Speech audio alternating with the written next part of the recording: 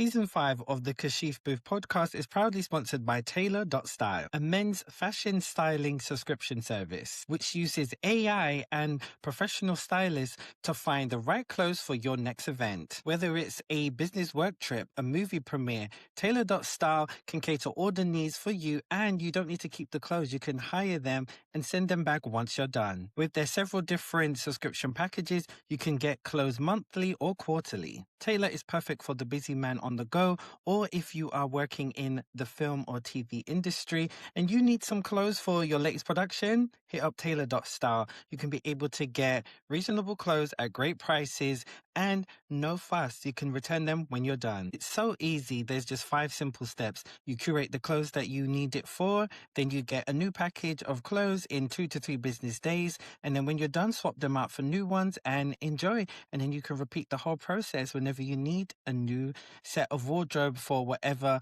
event or occasion that you're attending. Get 25% off your first monthly or quarterly plan by using Kashif at checkout or Kashif QTR. Check them out at Taylor.Style. Hey guys, welcome to another episode of the Kashif Booth podcast. If you're new here, each week I sit down with a guest and we discuss their career so far, the highs, the lows, and what's next for them. Today's guest is Saint Adams. He is a cultural critic across pop culture, film, TV, you name it. Welcome to the show, Saint. Hey, I'm really excited to be here. Very, very excited to be here. Good. I'm happy you're here. As I Yeah. said to you just before we started recording, I've been following you for ages before we connected, like Mm, on each other on yeah. Because TikTok. So I had seen your content. No, go you on. s- you started like last year. Mm-hmm. You started like because I remember seeing a lot of your videos on like Black British Mm-hmm. Film. And I think Yeah. that's when that's when we connected. Yeah, Yeah. that's Because I've been doing it, I would say, properly like 2 years now. okay, cool. Properly, like content creation and stuff like Mm, that. Yeah. Beginning of 2024, I just mm, started talking about Black British and the state of film and TV. And yeah, it was just annoying me. So I was just like being very given the harsh reality of it. mhm, Yeah. So that's when I started. But yeah, I already had liked your stuff because of your video essays in terms of music and film and TV. So it was great when we connected. So yeah, here we are.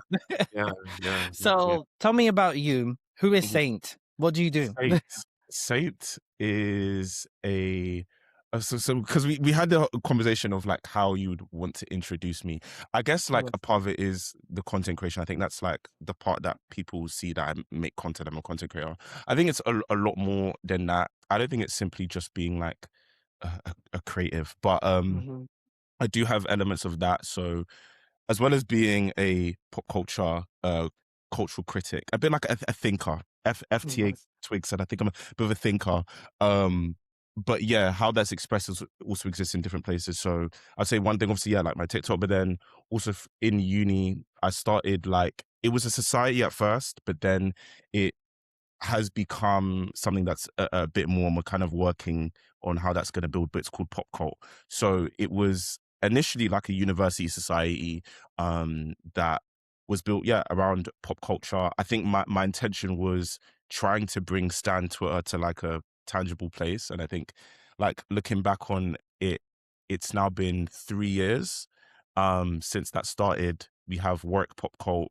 We have a magazine called The Cult Magazine. So I'm the editor in chief and creative director of the Cult magazine.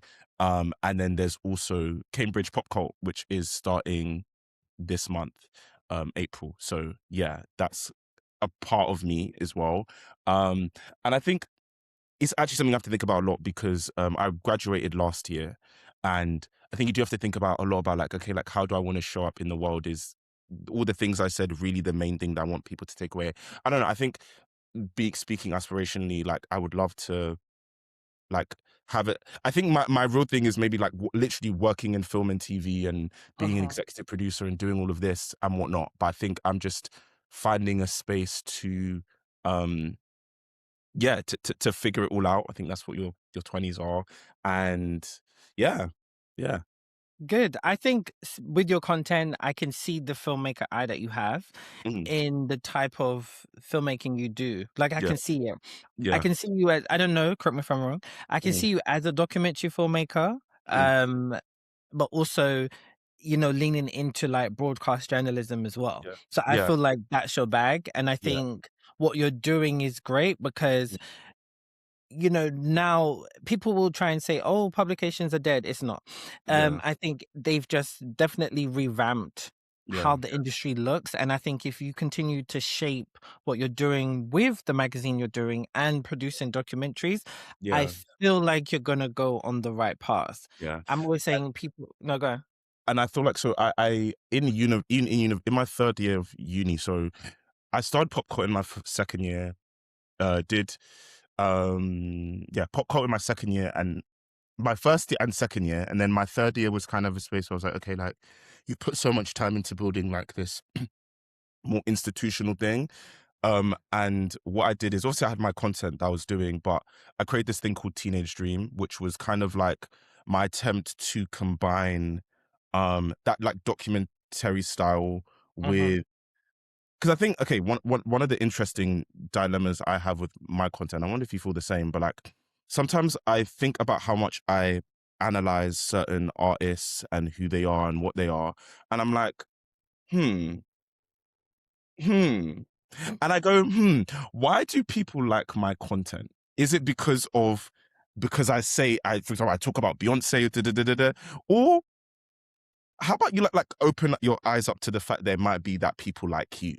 And that was also like a really big for me, like a big thing for me mentally. So that's why I wanted to create Teenage Dream, which was kind of me Mm-hmm.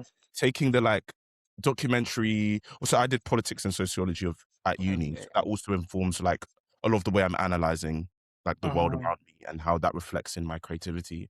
But Teenage Dream was just basically like I wanted to do something Black British because I also feel like my content isn't necessarily like super UK. Like my audience is pretty like actually like 50-50, sometimes even a little bit more skewing more US based. Uh-huh. But I wanted to create something that like felt like documentary but film, but inspired by my experiences, and initially taking like history and sociology and trying to present it Okay. online, but then it Uh-huh. kind of became a little bit more introspective and more filmic and Uh-huh. cinematic in scope. And I think that's informed like how I Uh-huh. approach like more creative direction of how I approach all of my content. Okay. Yeah, No, I think it is being a content creator is people liking you yeah, and people like to hear your opinion. So, yeah, people love what you say. So they're going to run to your page when something's broken. And it's like, okay, what is Saint saying about this? What am yeah, I saying about this? And so I think that's like me as somebody who consumes, you know, critical analysis a lot.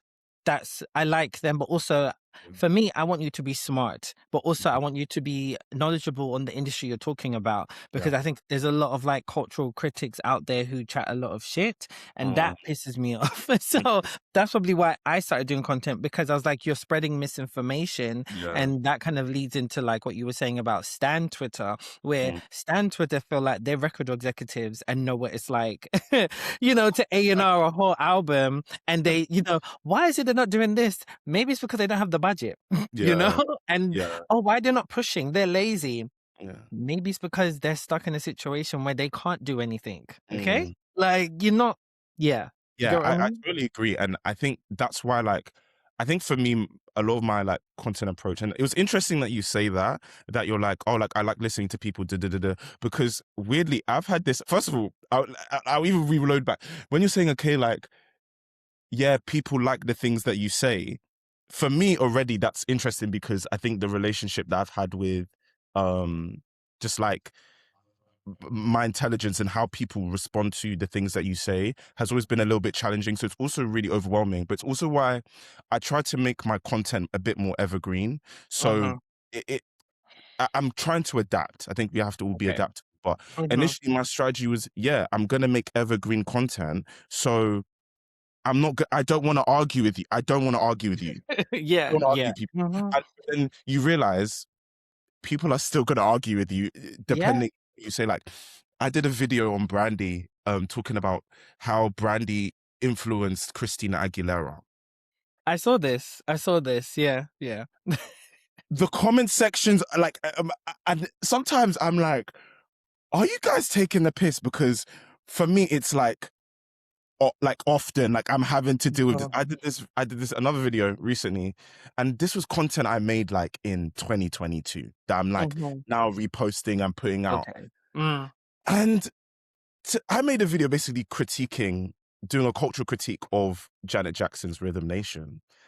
And then you have people in the comments being like, well, like, how dare you? Like, well, how can you come for Janet? Da, da, da, da, da. And I'm just like,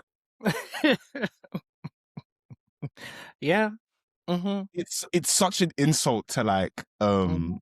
the work that goes in, because Yeah. the work that goes into what you do, because you're just like, and you really saw the first 5 seconds and Yeah. Yeah. straight to the comments. Yeah. Yeah. You Just didn't, you warrior, didn't warrior in the comments. listen. You didn't even read the other comments. You just went straight, and it's just like, Mhm. we Mhm. can't do this. We can't do this. Correct. I can't do this. Which is why I think that's what kind of goes back to what I was saying at the beginning about how like Mhm. my aspiration, I've realized, has to be a lot bigger than this, because it will kill you. It feels like it will Yeah. kill you. Yeah. Yeah. I think with platforms like this, I think they're great, but you Mhm. use it for what you want to get out of it. Mm. Like I've said to a lot of my friends, like I'm a millennial. So Yeah. like I've said to my friends, like, okay, we need to restructure ourselves online. Where I got to my career within film and TV is by posting online, by branding myself. Before TikTok became a thing, I was branding myself on Instagram, Twitter, Facebook. This is what I do. This is my career. And that's what led to opportunities. TikTok is another platform for you to be able to do that. You have to take from it what you want, but you're still tied into your audience because they helped develop you. But if you just want to be a TikTok or content creator for the rest of your life, there's a shelf life. There's Yeah. always shelf life. And you see that, and you've seen that a lot over the years from people from YouTube who are still on YouTube, 20 plus years later, and you haven't elevated from there. There's a lot of cultural critic platforms that I used to follow and I had to unfollow now. Like, yeah, because Yeah. you're still doing the same thing and you haven't grown Or even personally, even professionally, what I think anything. sometimes it can be is you watch, and I think like it's always that fear that like, oh, Mm-hmm, like when you go big, you're gonna sell out. But I think sometimes, and actually now seeing the behind the scenes numbers mm-hmm, and just knowing how it works, sometimes you mm-hmm, realize sometimes a creator has become the person that they are is mm-hmm. because they've become so focused on the algorithm, and it's like it is a job. So that's what Yeah. sometimes I try to be wary of, is like I'm like, and why I also get irritated, because I put a lot of thought into, like, when I'm scripting videos, I Mm-hmm, put a lot of thought into what I'm saying. And I think people often, and kind of what we're talking about, the keyboard warriors, you say something, and I do believe a lot of creators are just trying to bait people. Like, you're just saying things oh to say yeah. things. But Mm-hmm, I mm-hmm. think people have like, part of the problem is you've applied it to everyone that you're engaging with on the internet, and it just becomes very hard for the people that actually like, who are willing to put their content out there. Because I think Correct. that's the difference. Because Mhm. a lot of times you're arguing with people without profile pictures. Yeah, or you're arguing with a lot of racists. Because of Yeah. my content, I get a lot of racists. So Mm, especially on YouTube, nah. mad like that. And I actually find it funny because I'm just like, you're going out of your way to find my videos to comment something, or it's like, and so that's a lot of the back and forth I get. Mm, Or it's like a lot of people with my platform. I'm not here to critique Black British film and TV.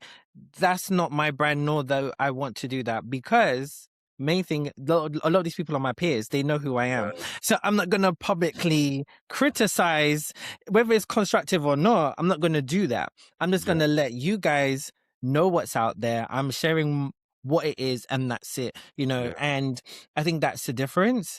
Mm. Sometimes, yeah. But then when I talk about Black British stuff and it kind of reaches Black American TikTok, that's when all hell breaks loose as well. Mm. Because they start coming with the xenophobia, and then it just turns Yeah. into the scuffle. And it's like, And calm down. I'm not coming for I you. think that informs, I don't want to say that informs a lot of the time, because I have like, I have a great audience. Like, I love the people that engage with my content. Yeah. But just in terms of like that underbelly where I'm really having to, and it's like, there's no way you Mm-hmm. could have had a problem with what I'm saying. Yeah. Apart from, and then you do a lot of like thinking, and one thing I've had to like really challenge myself last year and this year is like, okay, like stop internalizing, like really just stop internalizing it, because Okay. these people don't know you. They are Mm. reacting to a literal, like, you literally are, they're scrolling on their phone. They probably watched something brain rot before, and then you've just come up and you're saying these words, and then they're just like, ah. So Exactly. I'm detaching I'm learning Mm-hmm. to detach Mm-hmm. myself. Because obviously we know if you dealt with, you know, a little bit of how can I put this? Unwarranted attack Okay, yeah. online, Mm. and you dealt with it really well, you Mm. know, and it's like, and I've never seen you in like mess, and nor have I.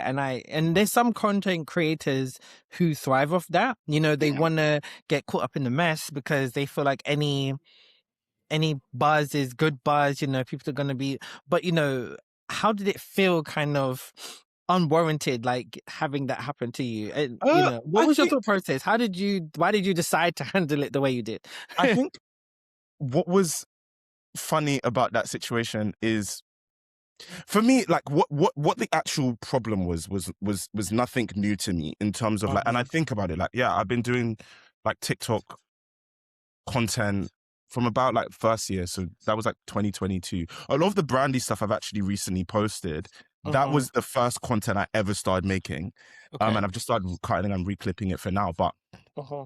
what you realize is that, yeah, people genuinely take issues with things that like you have no control of. So you can say something, Mm-hmm. and people, I've done on all kinds of topics. So a part of me wasn't actually really bothered by the situation, what he what he was saying, because I think when Mm-hmm. you looked into the like in the comments of what the actual issue that this person was having, it was generally just that you didn't like what I said and the way I said it. Mm-hmm. Mm-hmm. Mm-hmm.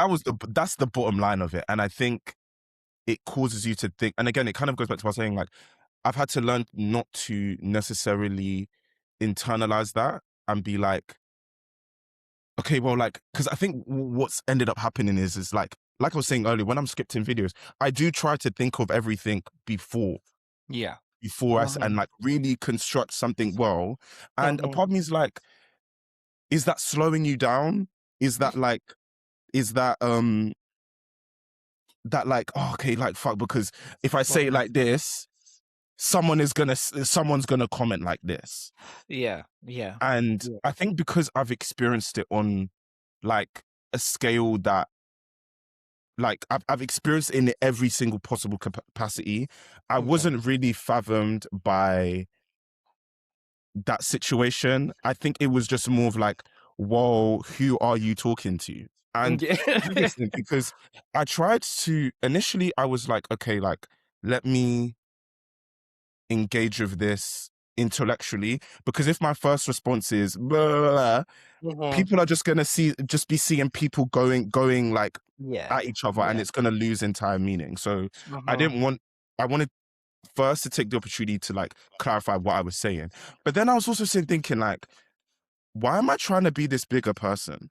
Mm-hmm. And Mm. I think that informs a lot of the way I feel like I navigate content creation. Like, even with music, like sometimes I just want to get up and be like, you know what? I really don't like this song, Mhm, mhm, but you can't do that. So I think I realized actually here, and I think what my goal is with my content creation right now, like a big focus is, how do I show up being present as myself, as like this most unfiltered self? Because yeah, like I think what you were saying, the reason you build a following online is because people like you and they like what you have to say. mhm. That for me historically has been a bit of like an unfamiliar concept. Like Okay. it's weird for me to really grasp that, not grasp that people like me, but it's a lot. No, I Um, understand. I understand. yeah. Mhm, Um, but my goal with this year was being like, okay, how do you show up as yourself? Like as yourself. And I think that was also an example when I kind of came back a few days later and I was actually like, because I didn't watch the full video. And then when I kind of saw the incredible support that I feel like I got in that, I literally said to my, I was like, I feel like the people's princess. Like people were really whacking him for me. I didn't really have to do. Yeah. Uh, I really didn't have Yeah. to do much. And the thing is, like, if you know me in person, you would know, like, actually, if this was in real life, the way I would have passed, the way I would have said some crazy things, and Mm. the way I would say crazy things in real life. And I was like, you know what? You've got to, you've actually got, that's also a part of yourself that you've got to bring Yeah. to the internet. Because if you sit and do this a big guy, or trying to say things perfectly, or even with my editing style, like trying to make all these like nicely edited videos, people aren't going to connect with me. And I think that's Mhm. what I'm realizing I need to take Okay. into what I'm doing. Yeah, Mhm. going Mhm. forward. Yeah. Mhm. No, I love the way you handled it. Mm, And you have to think about, like I said, your digital footprint, your mm, brand. How do you want to be perceived? mm, Because of future opportunities that are going to come from what you're doing. yeah. You have to look at that as well. I'm always very clear on that because, like, for example, a couple months ago, I did a video talking about colorblind casting and how BBC were told to cut that out. I then had GB News reach out to me and was like, "Oh, would you like to come on the show?" I aired that email, Yeah. okay? I was not going on that platform.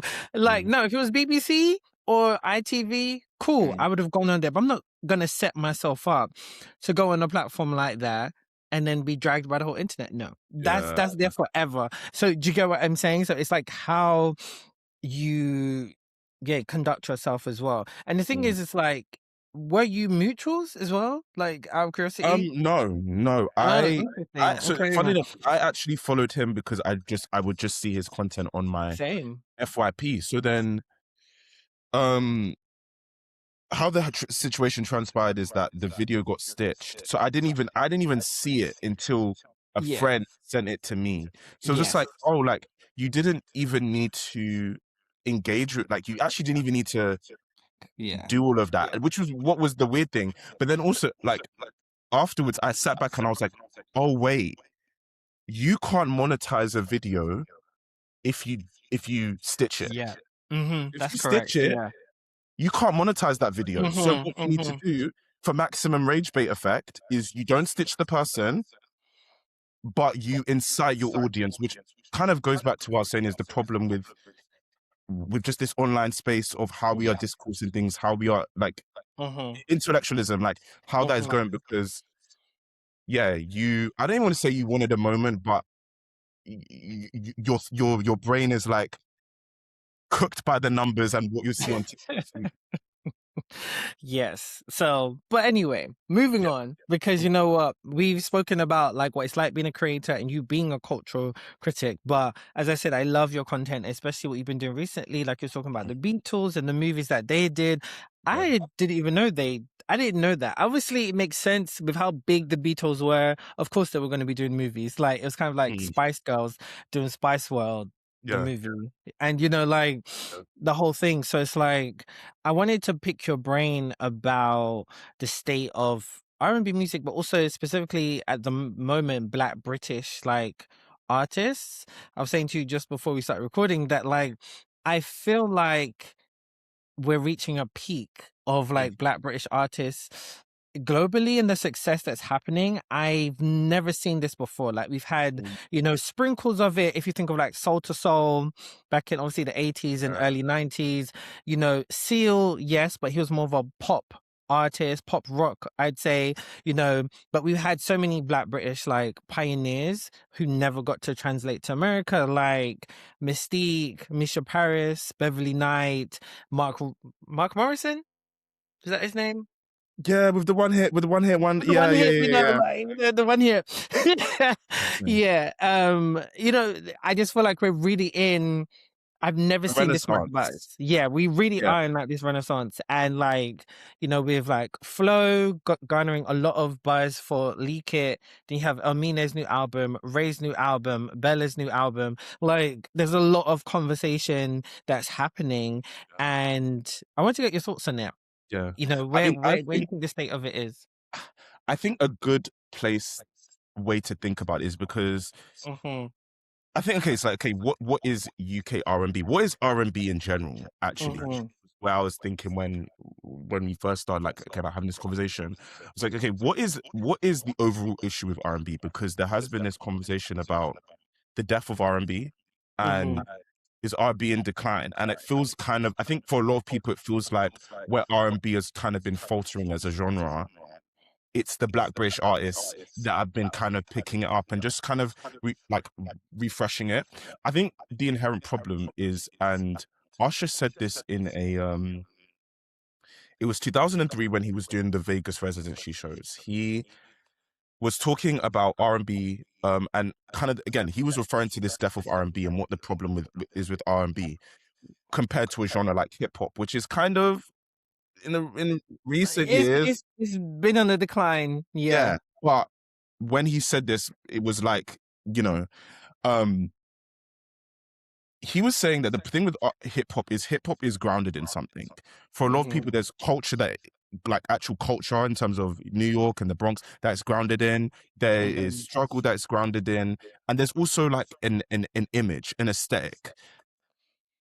The people the formative figures behind hip hop took this idea of the American dream and they translated into like an aesthetic, a black aesthetic. Whereas I feel like what is the aesthetic of R&B? And this is what Usher was alluding to. He was just kind of like R&B doesn't have a character or like a sense of aspiration because like what is the aspiration of R&B music?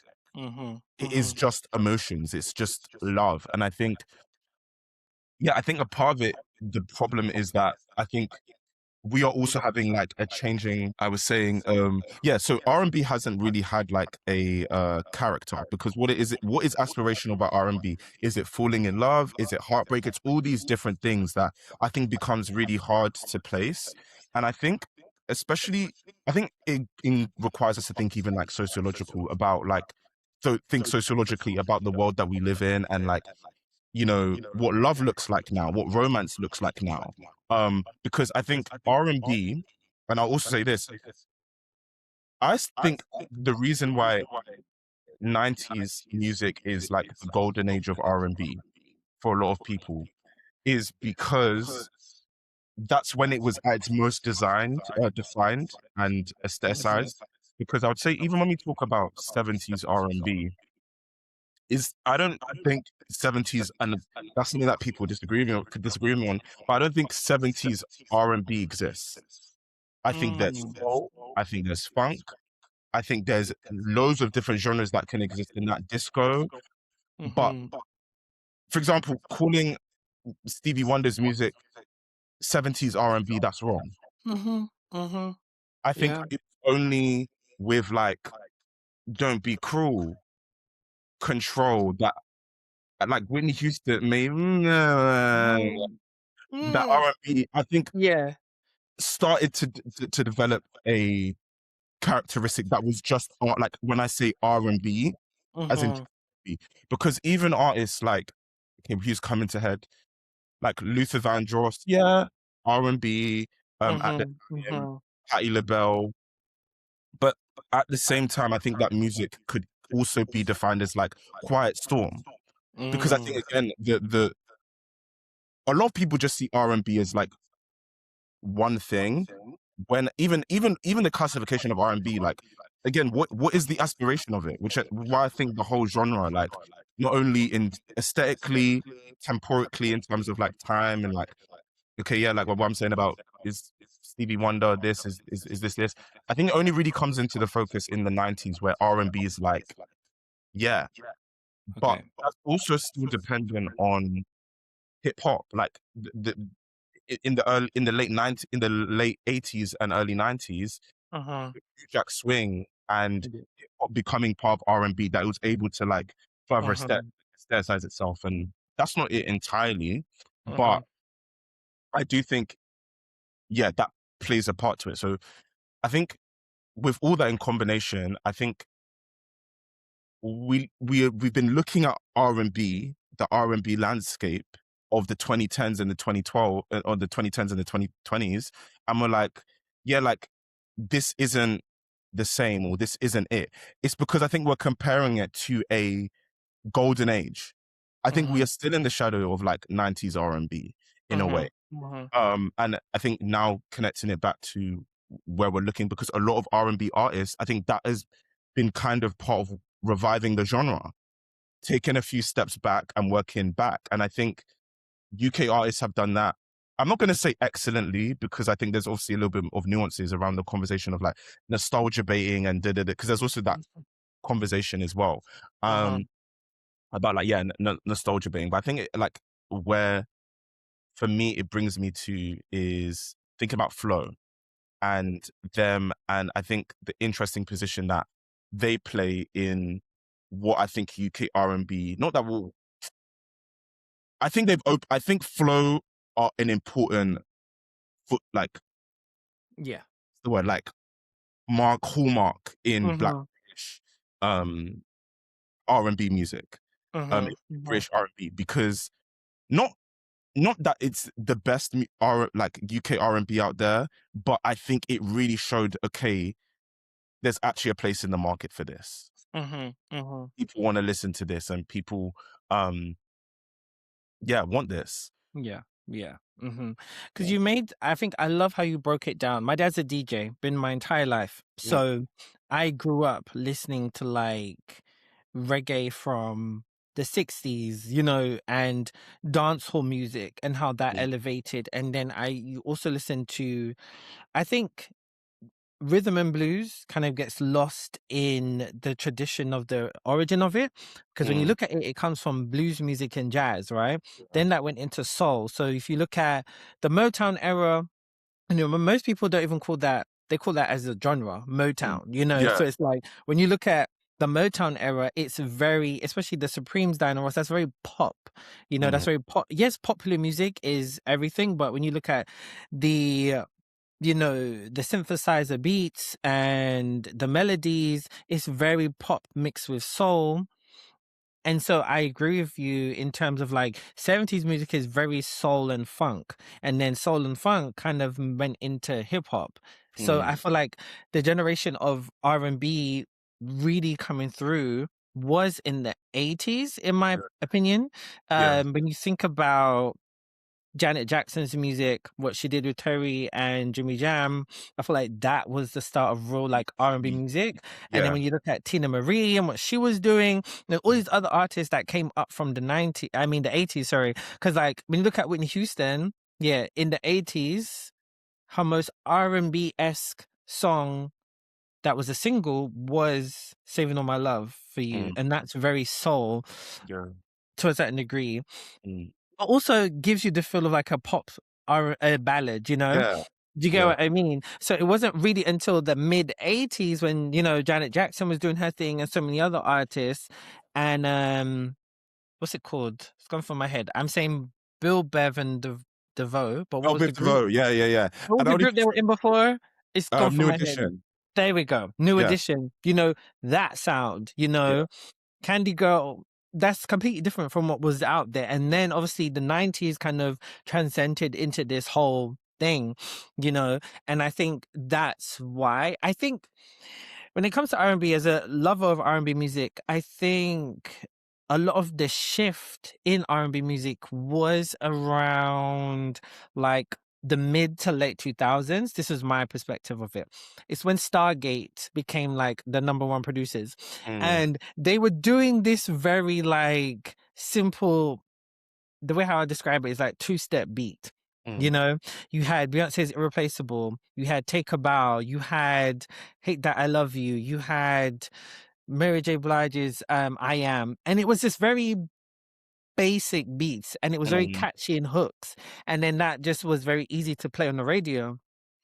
And I think because it was so pop friendly, and then after that, we literally entered into the EDM era. So nobody was checking for R&B music in the mainstream like zeitgeist. But then also that's when hip hop really started to blow up in the late, and when I say blow up, I mean becoming mainstream, that they're going number one in the UK. That was Yeah. not really happening. R&B, like hip hop songs. So I feel like because this shift moved to hip hop and how big that became as like a culture in pop culture as well. Because even when you look at it, Tiny Tempo was even charting on Billboard in the early 2010s, you know, with like, what was it, Written in the Stars? I think that reached like top 20 on Billboard. Mad. I think that's when R&B music was like, okay, what we're going to do. So they started to try to copy what Mary J. Blige was doing from the 90s, singing over hip hop beats with Dr. Dre. Mm-hmm. But then I think the vulgar language that came into R&B kind of turned off white people.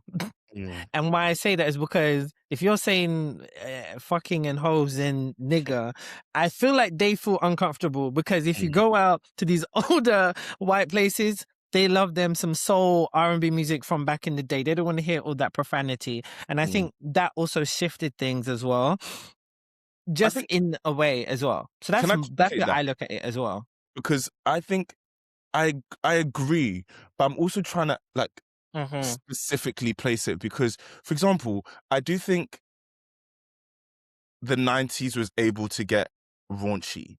And that was kind of, I think a lot of people have coined it like this, like toxic nigga R&B. We don't want to hear you just, it's just about, yeah, I'm going to slut you out. Da, da, da, da. I don't think that's what people, but I think if you really listen to like Jodeci. Oh, yeah. Oh, yeah. And you see the cases that are on all of these man in R&B, you go, okay, maybe this was a problem the entire time. And yeah, what did start? Because I also think, okay, with what you've said about Stargate, I also think about how it connects to like for me, I consider them as like a part of a holy trinity. You have like Timbaland, Darkchild, and Pharrell. And I feel like it's interesting that it goes back to kind of even what we talked about at the beginning about doing what you've got to do to get to the place. And I think a lot of I don't even think it was that. I think for example, Pharrell came up under Teddy Riley, who basically created New Jack Swing, and as we've maybe argued here, he formed the sound of R&B that people know and love. Who else is there? There's Darkchild. I can't remember who like mentored Darkchild, but someone mentored Darkchild. And he started, his first production credit was with Mary J. Blige on Share My World. And then who's the other one? Timbaland. Timbaland came up with Jodeci. So I think a lot of the experimentation that they were pushing, I do think Stargate picked up on it in a way, if that makes sense. I think maybe the difference with the three people that I've named, so I've said Darkchild, Pharrell, and Timbaland. Aaliyah dies in 2001. Brandy's Full Moon, we know what Full Moon like, but back in the day it wasn't really like well received by that like that.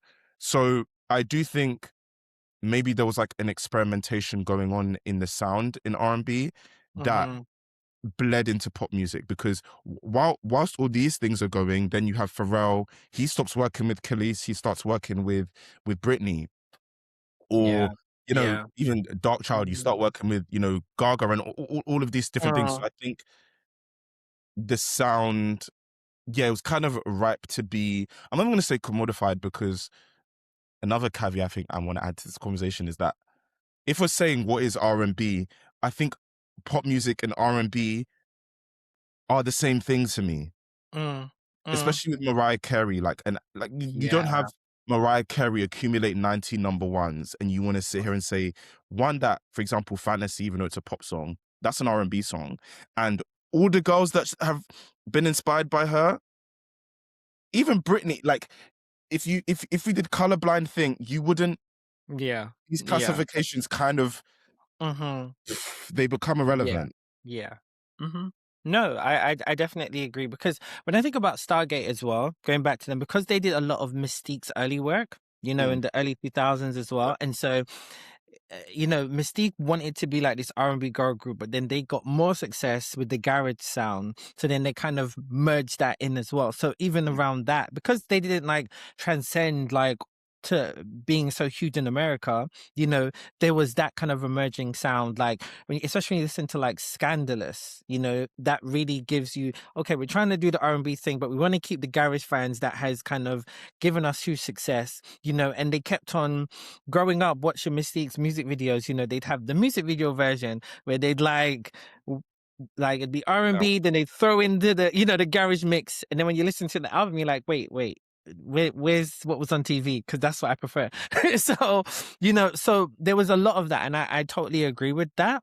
And I did want to pick your brain as well, like in terms of like the contemporary R&B conversation that Mhm. really kind of happened in the early 2000s. When you look at what I always look at what Destiny's Child did and what Timbaland was doing with Aaliyah, because when you look at self-titled by Aaliyah, like especially More Than a Woman, and then when I found out it was sampled from that, I don't know what the hell that film was. Was it from a Bollywood film? You know, like Mm. the intro of More Than a Woman. It's Um, like the kind of like it's like a vibe. Yeah, it's like yeah, Arabic. It's Arabic yeah, music. yeah. It's like It I might was be like, Egyptian. It might be what Egyptian. ear? Like, where did Yeah. you find this? Like, you know, Yeah.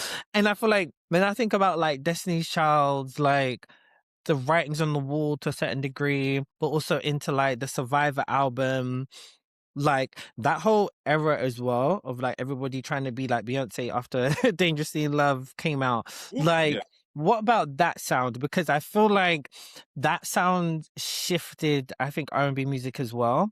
Because when you Mm. hit like the mid 2000s, that's when you had like Rihanna coming out with her pop sound, you know, and Chris Brown also off the heels of Usher, but then he was kind of leaning into the pop sound even in like 2007. So I feel like there was that shift of merging the sounds as well. Yeah.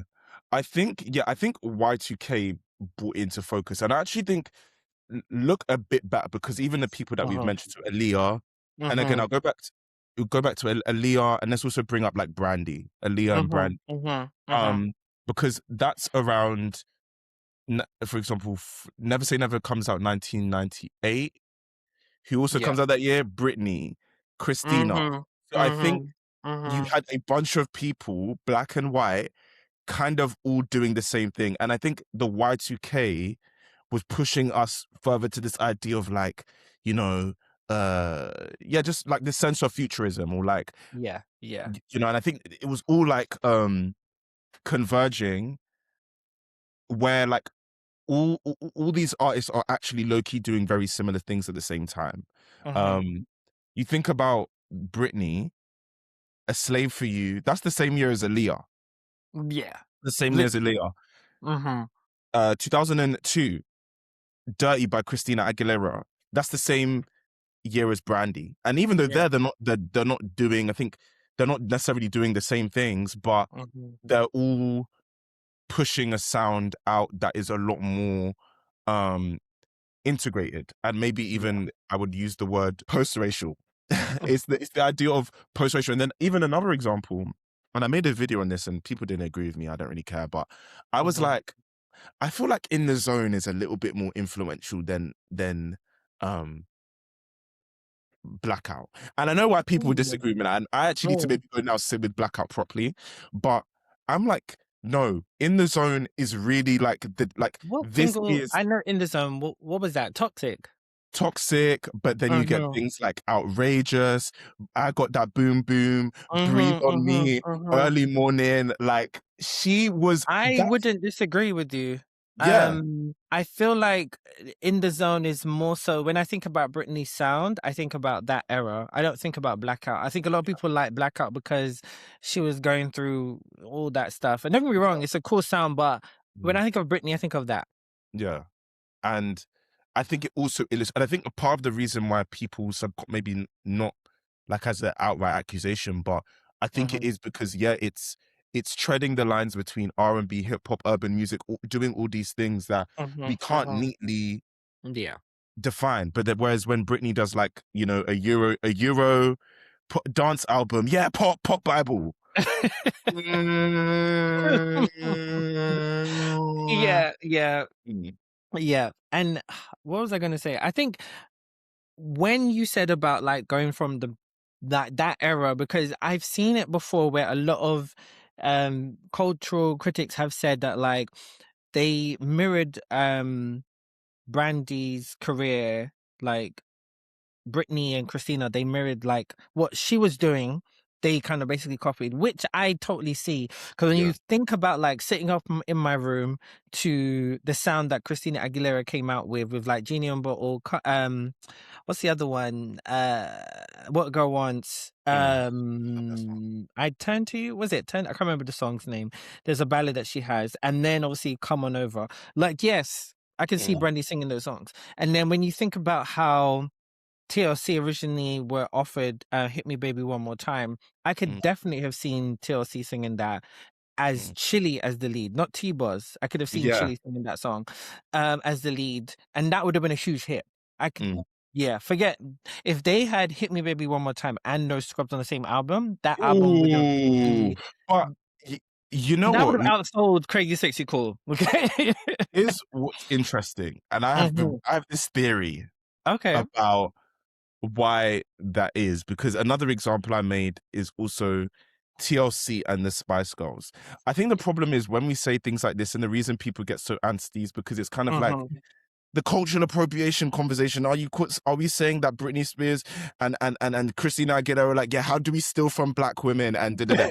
I don't think that's the case. No, it's I not. think people can be inspired, and because Yeah. we are bringing up the inspiration, we're not trying to Mhm. say, yeah, fuck Britney, it's all about Brandy. No, she was inspired by her, and that's okay. I think it's just Yes. fancy for us when it comes to the topics of like cultural appropriation, Yes. how black music Yes. is appreciated. But Of course, I of also think course. about, okay, like Max Martin. Max Mm. Martin is Scandinavian, yeah.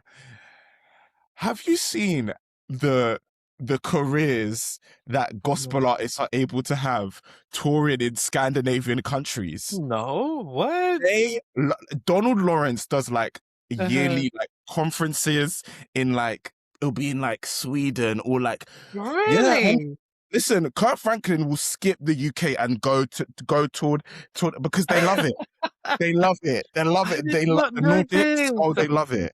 So I think Mhm, that that's always been my personal theory is why you get mhm, someone mhm. like a Max Martin who is creating this. Okay. I do think we have to that genuine cultural exchange exists beyond Yeah, race, and yeah, a I lot of agree. these white people are sitting there thinking, yeah, how can we did it? But that's not the Yeah, case for all of them, you know? yeah, yeah. Yeah. Of course, like we've seen the history of it, yes.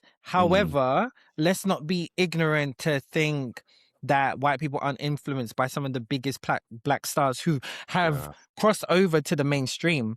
yeah, Like, look at Zara Larson. Like, you mm, clearly see her Beyonce influences, like yeah. especially how she performs, everything.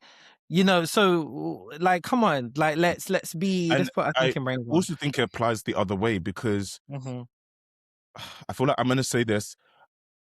I feel like Rihanna has said quite explicitly that Hmm. my inspiration is Madonna, and Yeah, that totally makes sense. But I saw yeah, something on some the Stan tour is now yeah. doing No. family trees, and they Oh, that put was terrible. That annoyed me. I saw that. I was like, what the hell is this? This makes no sense. Yeah. what are we doing Yeah. here? What are Like we that. doing? Yeah.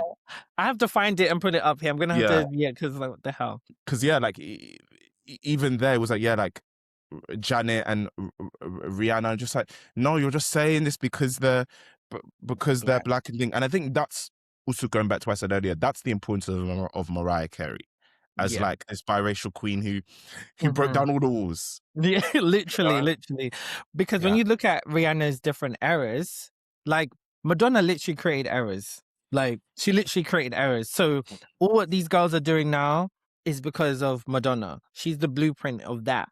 yeah. Like and they had, I think on that same thing, they had like Beyonce and Janet. I don't see that. I don't I don't see. see that. I was like, okay, if you want to lean into Beyonce's very dance heavy music videos, cool. That's Janet. But then also that's because her brother's Michael, so they're so Yeah. yeah, so I just don't understand that. Mm, I definitely don't. But I think in terms of like what you were saying about flow, and where they are placed in like British R&B. I think what was really great for them, because I was thinking about this before we were gonna do this interview today, is like I think what their producer Emanike did, what was very smart, was them having their viral hit of like Cardboard Box, and that being so nostalgia heavy in terms of the early 2000s sound, was really what stood out. And in a way, it kind of led to a lot of people kind of, oh, we want to go back to that sound. Mhm. Now it's very interesting how that sound never translated to becoming like chart topping hits, Mm. but it opened up a different lane to them instead of them trying to be like other girl groups or other things, Yeah. well, like artists out there, sorry, because like that's what helped. And I think with Ray and all these other people kind of marching along to their own beat is what is substantial. But I did want to ask you, why do you think, like, still now in like this decade and this time, that why groups aren't really a thing? Like, yeah, we have like the K-pop groups, but why is it you don't feel like there's like pop groups, or like, yeah, you got Cat's Eye, but I don't Mm. think that's gonna I think last, and R&B groups, like, why is it they haven't got there?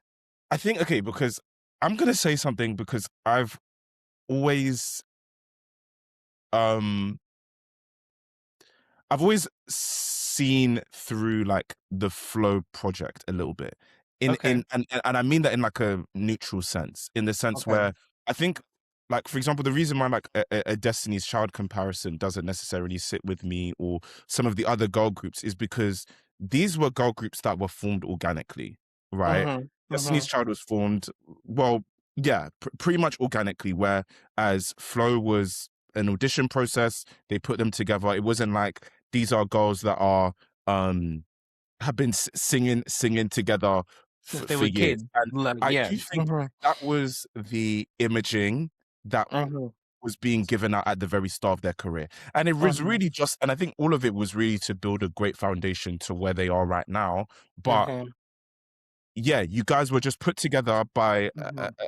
a With the group, management team, I by think, or something. management, Yeah. and it was like, let's do this. I think the reason we've lost the more organic style of things is because Mhm, I think just in terms of like music education, I think we're in a different place. I hear a lot mhm. of like I can't remember it's his channel's called the Black Music Archive.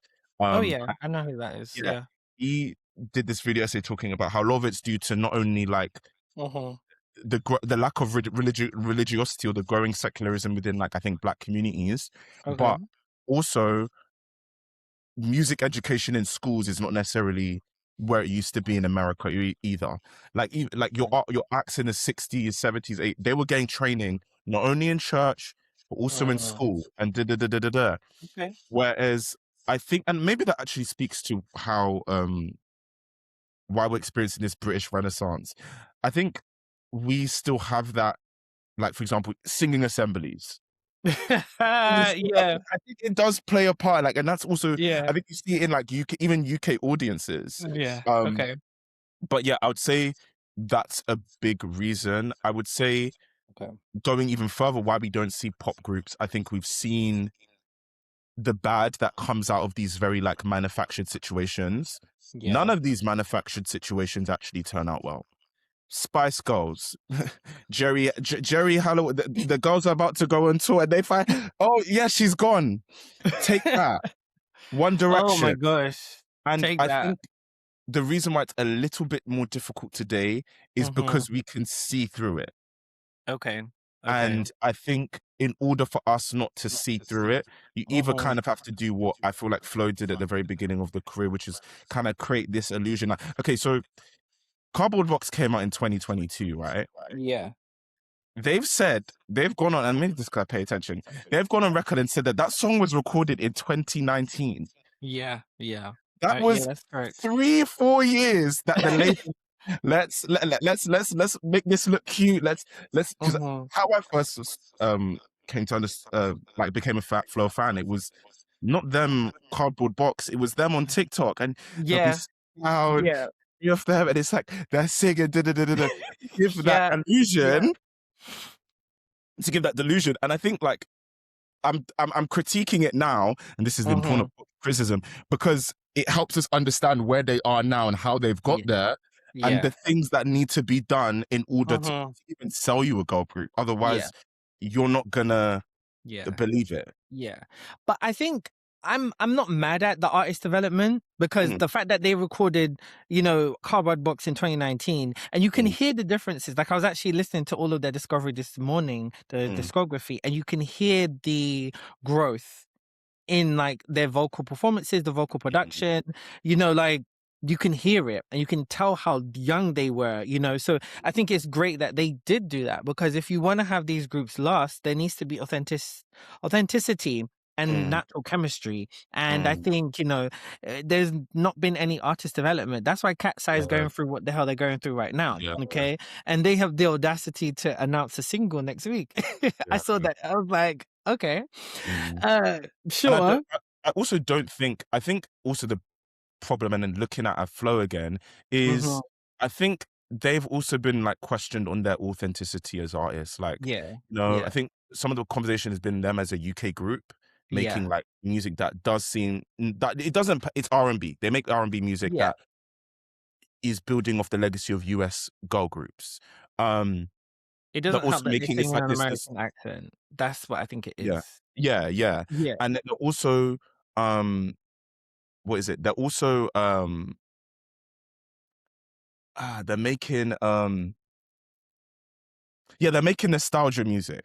So a lot of people are gonna look at this and be like, oh yeah, you guys are just like, I think that has been a part of the conversation, like why don't Flo have an identity? It's just this nostalgia, which I think they've completely that criticism is gone. I feel like it's pretty much dead with them. I didn't really see it with Lee Kit. I haven't really seen that kind of conversation around, and I've not seen it, because at the end of the day, whatever you can say about the music's good. Yeah, exactly. Exactly. Because even me, I'm saying all these things about Flo, and I'm like, you know, like they were a bit manufactured. Like, bruv, turn on and on. Listen, Conversation is over. Yeah. But we're just looking at it from the lens, like, do you get what I mean? Because as much for like I was thinking about this as well the other day, like with Flo, like they came out 4 years ago, right? But they still, they got the Grammy nomination. Yeah, they're, you know, people know who they are, but yet I was watching how they were promoting Leak It, and it was good. They were everywhere. But I noticed, correct me if I'm wrong, but I saw them on like radio interviews for like Kiss FM. What was it? BBC Radio 1 Extra. Now, for you to be hitting the crossover success they want, they need to be played on BBC Radio 1 and Capital Radio. I don't think they're being played on Capital Radio. Yeah. And I want to know why. Because I find that very interesting, especially because like they have a Brit. They, you know, that song Leak It should have bypassed all the playlists and gone straight there. So what's going on in their team or with the label? Why are you not pushing? Because I don't understand why they're not being played on those radio stations. Now, I think that initially it did seem like with access all areas, and I think this is a thing with all kind of UK artists. It's like, so when are they gonna fuck off and go to America and never see us again? Like, it's that kind of thing. And I think the intention was with their debut album. I think it was for them to cross over fully to the United States, which is why they spent money on that big old video on In My Bag with Glorilla. And a Sean Bankhead choreographer, whatever, music video. I think that's what they wanted. Did it happen? No. I have thoughts. Okay. I love In My Bag. However, the issue with that song, and don't get me wrong, Glorilla, I love you, but that verse on that song is weak. I don't know what the hell she's rapping about. And I think that's what tanks the song. If her verse was fire, that song could have probably crossed over. On the CD, the Access All Areas CD, it wasn't Glorilla. She's not on it. And Is then it? like, yeah, basically what happens is then the song to the end, it does Uh-huh. like this like drill breakdown. Like Oh. it gets a bit drill. And Oh, you're like, okay. oh, you could have I thrown need in a to hear rapper. this. So What? I think the problem with a part of the problem with Flow, I'm still trying to Mhm. think about it. Yeah, like why haven't they? Because the music's done Good. okay, UK streaming wise. Yeah. I think they like singles wise, they could have come a little bit like not that they Mhm. could be, but it yeah, you're right. It doesn't make sense. It's like okay, like late you like I think they only have one top 40 hit, and That that was Fly Girl. Fly Girl at Yeah. 38. Mhm. And Leak It, I thought it was on track to Mm, being reaching number 40, but then mm, eventually it hit 45. And yeah. I was surprised at that. I thought it would hit top 40. Mm. I really thought it would. But But also, I think I think it's because the fan base that they have is a bit chronically online. yeah, because I think so. I think so. It's a lot of it is Yeah, stan Twitter. And I yeah. think that's what it is. And I think a lot of people still don't know who they are. Mm, Like, I think that's what it is. And I think, a lot of people will try to say, like, oh, well, oh, you can't go on daytime TV anymore. You can't do this. You can't do that. mm, There has to be other ways for your mm, team to be able to brand you more. Like, there mm, has to be. Because if they've been on what? Jimmy Kimmel and all those things in America. I want to know why they're not able to be on Jonathan Ross mm. or Graham Norton. Yeah. Like, there's little things like they need to make sure. I think it's great that you want to break America, and that's been the Mm, main focus, and I get it, especially for Black artists. yeah. However, I feel like it's very important to break in your home country Mm, because this is your base. yeah. This is your And base. I think that is it's not the issue, but Hmm. that's the problem that they face is I think they didn't break they had to break both at the same time. And a part Yeah. of it was because like okay, even though I I don't think being an industry plant is a bad thing. I'm not calling Flow industry plants because I think it is like Go on. a lot. But Missy Elliott on your first like come on. I think they had got a lot of industry support from the jump. Like Yeah. that's just the bottom line of it. Yeah. I think when I don't what I was saying is I don't know how because what's it Cardboard Box went viral, and Hmm. that's what like caused this like huge bloom. And even Hmm. though I wonder was that viral moment, I don't think that that specific viral moment was engineered, but I do think the virality was so good that they realized okay, now we have two audiences that we have to cater to. Okay. um yeah, which I mean, like, yeah, we can say the team, but I don't think they were meant to nail it. They can. I think the days of nailing your music career straight out the gate, even with your debut album being, which I think was part of the expectation, which is why they had the Glorilla single. Hmm. Yeah, you're gonna blow and you're gonna chart in America and all of this whatnot. That doesn't exist anymore. Even in the US, like that doesn't Yeah. exist. I think the Hmm. last person that was like, okay, all right, was Olivia Rodrigo. Yes. And Yes. again, Yes. Chapel kind of, but that's a real like not even. I Uh-huh. don't think that's no. She's not anything. Yes, Yeah, yeah, yeah, yeah, yeah. Exactly. you have to work. So it's not about the debut. It's just about Uh-huh. how you keep on going, which I think is what I'm understanding or how I see the plight of Uh-huh. Flow as a UK No. R&B group. No. Yeah, yeah. And I think they're doing great. I think we're dissecting because we're looking and seeing, okay, it's not how it used to be. Okay, like, the type of virality that they had would have led to chart success. And that's the thing, like, yeah, Cardboard Box went viral, but it didn't chart Yeah. in America. Do you get what I mean? It wasn't being played on the radio. Do you get what Mm, I mean? Like, eventually it charted in the UK. I think it charted in like number 70 something, right? yeah.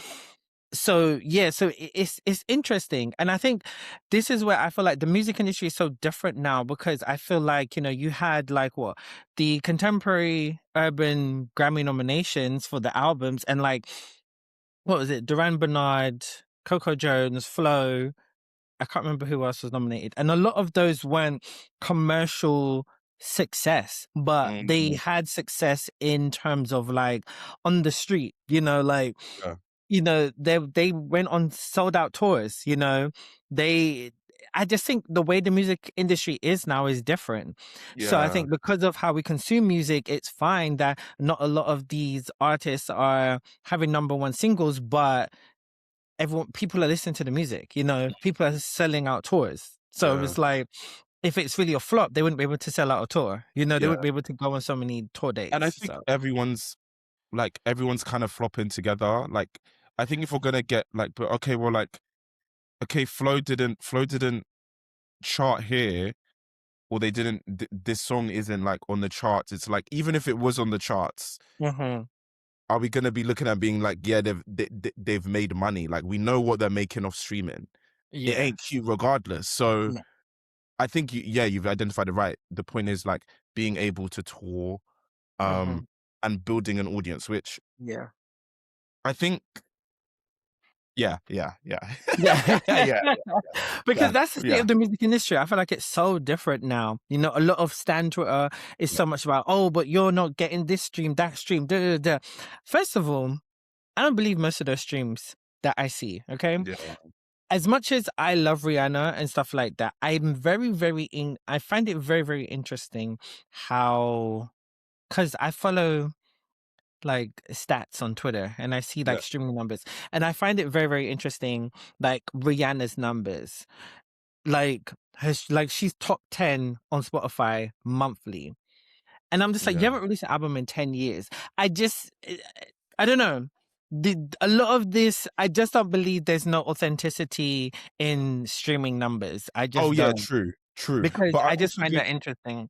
the reason why it's Rihanna is because Mm-hmm. I how I think about it is, yeah, I'm sure there is some inflate, like they're pushing that music out on the playlist, but I think that's because there is that value in her discography, Mm-hmm. um, because I think about it like this: Rihanna, more people are likely to press play on "Please Don't Stop the Music" Mm-hmm. than something off Cowboy Carter.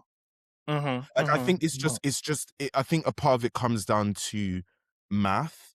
Like, when you Mm-hmm. are just wanting to hear like maybe a nothing song, or you're playing a party, or you're making a playlist, or you're Yeah. with people, you're gonna play Mm-hmm. the stuff Mm-hmm. that everyone knows. And I think that's Mm-hmm. why a lot of streaming artists are able to benefit Okay. Okay. from the structure that it sets up, particularly like Mm. an artist like Rihanna, who was, I think she's the most digitally certified Yeah. artist of all time. Yes. Yes. Yeah. Okay, that makes a lot of sense. I like that breakdown, because sometimes I look at it and Stan Twitter, they're like, well, look, we're getting this monthly, this, that, but it's like, Mm. how are people consuming the music? Yeah. Like, I know a lot of Anti is like her classic album. I Yeah. know people are going back to that a lot, but like, But if you're looking at body of work, how many times are people actually listening to an album top to bottom? yeah, And I think exactly. that's So like, different. you Mm-hmm. can listen to 5 Rihanna songs in a day. Yeah. They're not all gonna be off the same album. Yeah. Ask someone, name 5 songs off Rated R. I think I can. You can, I'm thinking, because you're a fan. You probably could. yeah. In terms of like, Yeah, yeah, yeah, yeah, as yeah. the top 10 listen artists, you're like, oh, Mm, it mm. changes. That's a very good point. No, And that's see, what, and yeah. what I'm saying. Let me also clarify what I'm saying there, in the sense that I love Rated R, but it's because Rihanna is a pop star and she was Yeah. a hit maker. Pretty And I love Anti, by the fact. way, which is anti-pop in a way. But yeah. Well, don't get me wrong, I love Anti, but my personal favorite Rihanna album is probably Loud. Probably. You Yeah. had to be there. You just had to be there. Yeah. So like that's Loud is, yeah.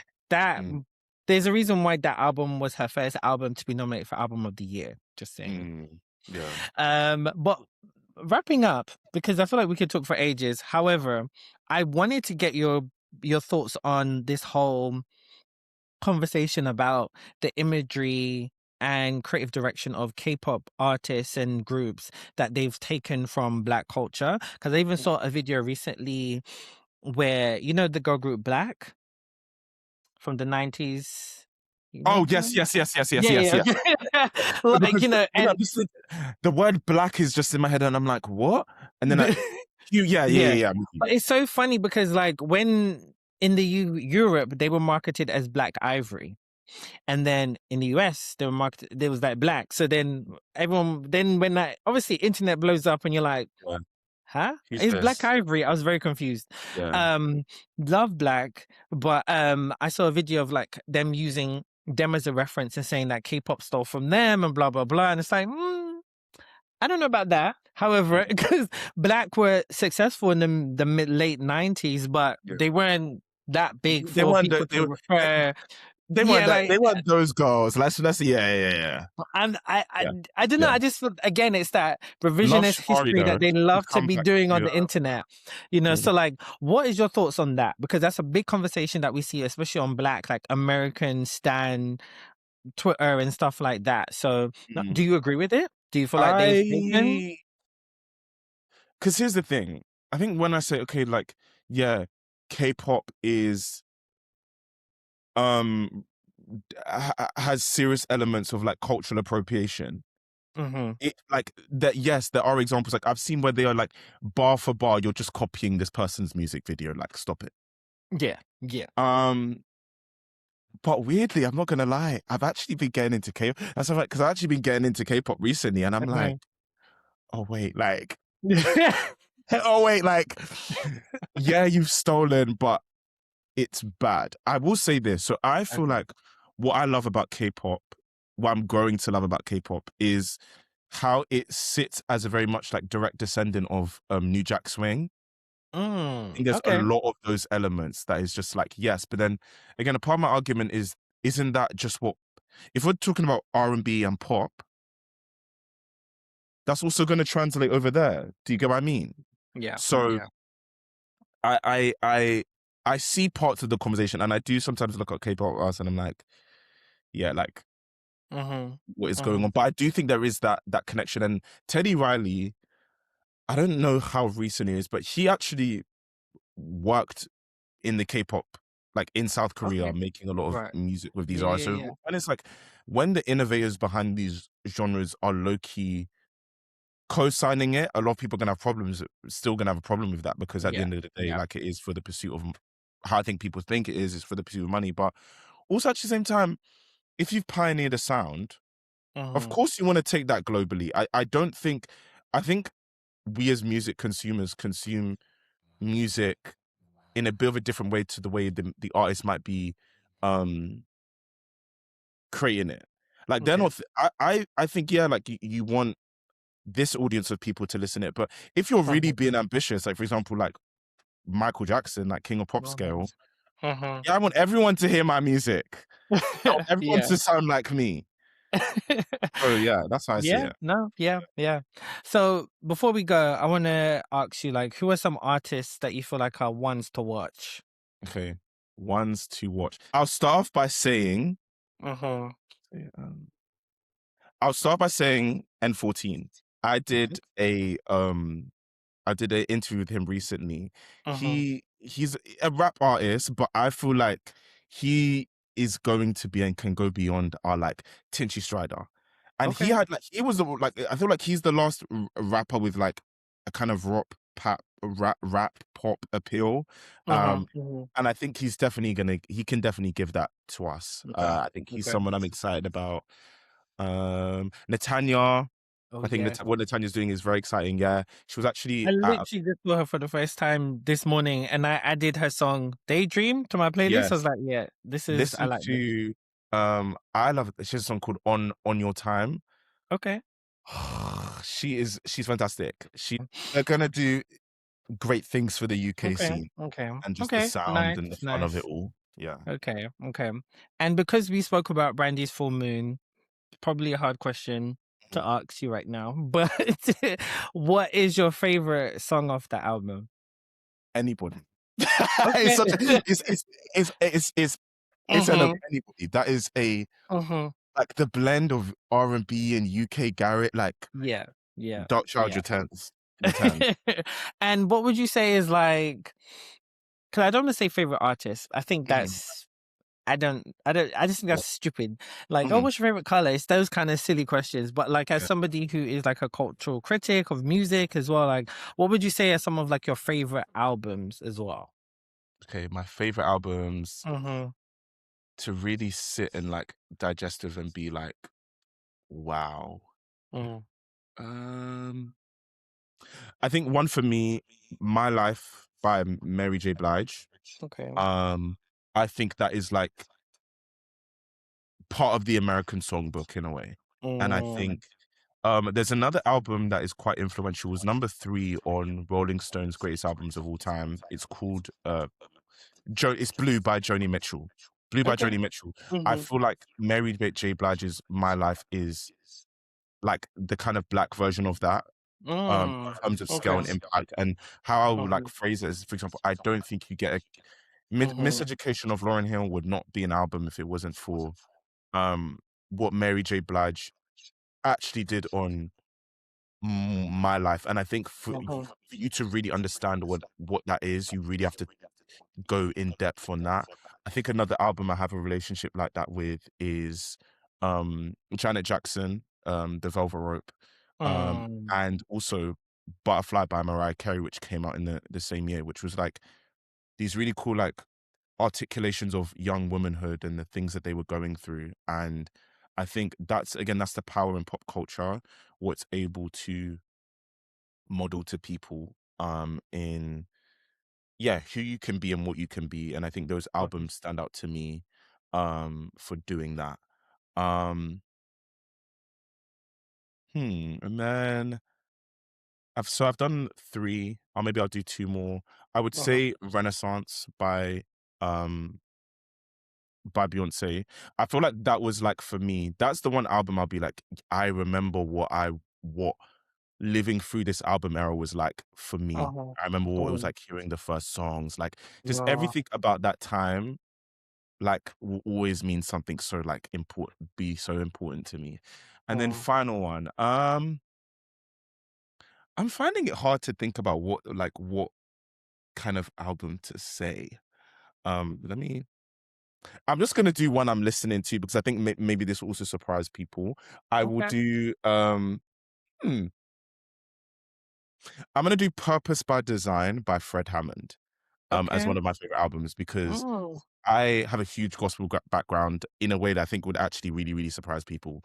Um, like I was really in the church growing up, like mhm. teen preacher type beat. So I think Okay.